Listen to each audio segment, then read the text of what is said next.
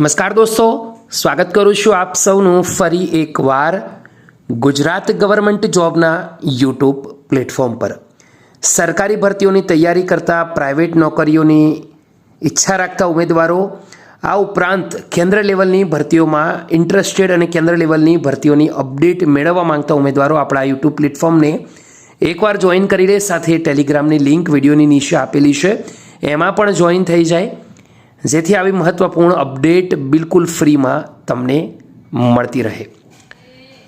દોસ્તો, નવા વર્ષની શરૂઆત થઈ ગઈ છે નવી ભરતીઓથી। ગુજરાત ગૌણ સેવા પસંદગી મંડળે ફાઇનલી 4300 જગ્યાઓ ઉપર ક્લર્કની ભરતીની જાહેરાત કરી દીધી છે। તેની સાથે સાથે અન્ય વિવિધ ભરતીઓ પણ આવી છે। આવામાં વધુ એક ખૂબ જ મહત્વપૂર્ણ ભરતીની જાહેરાત પણ થઈ છે।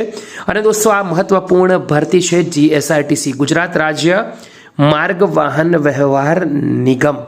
એમ તો આ ભરતી ડિસેમ્બરની છે, પરંતુ આ ભરતીના ફોર્મ તમે જાન્યુઆરીમાં પણ ભરી શકો છો। જો કે આ મહિનો જસ્ટ સ્ટાર્ટેડ થયો છે, તો તમામ ઉમેદવારોથી મારી એક જ રિક્વેસ્ટ છે કે જરૂરથી આ ભરતીમાં ભાગ લો। આ ભરતી GSRTC રાજકોટ માટેની છે, એપ્રેન્ટિસ ભરતી છે।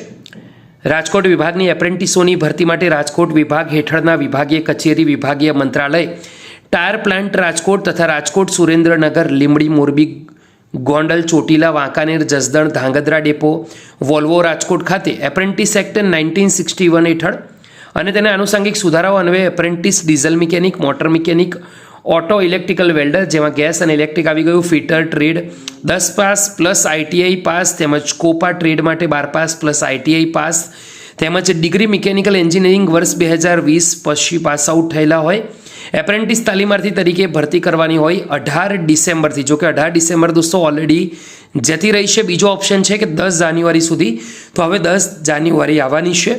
તો 10 જાન્યુઆરી સુધીમાં મહેકમ શાખા વિભાગીય નિયામક શ્રી કચેરી, ગોંડલ રોડ, રાજકોટ ખાતે આ માટેના અરજીપત્રક સમય 11 થી 2 વાગ્યા સુધી મેળવી લેવાના છે અને 11 જાન્યુઆરી બપોર 2 વાગ્યા સુધીમાં પરત કરવાના છે। apprentice.india.gov વેબસાઇટ પર જઈને, એસ્ટાબ્લિશમેન્ટ પર જઈને GSRTC રાજકોટ સર્ચ કરી ઓનલાઈન એપ્લાય પણ કરી શકાશે।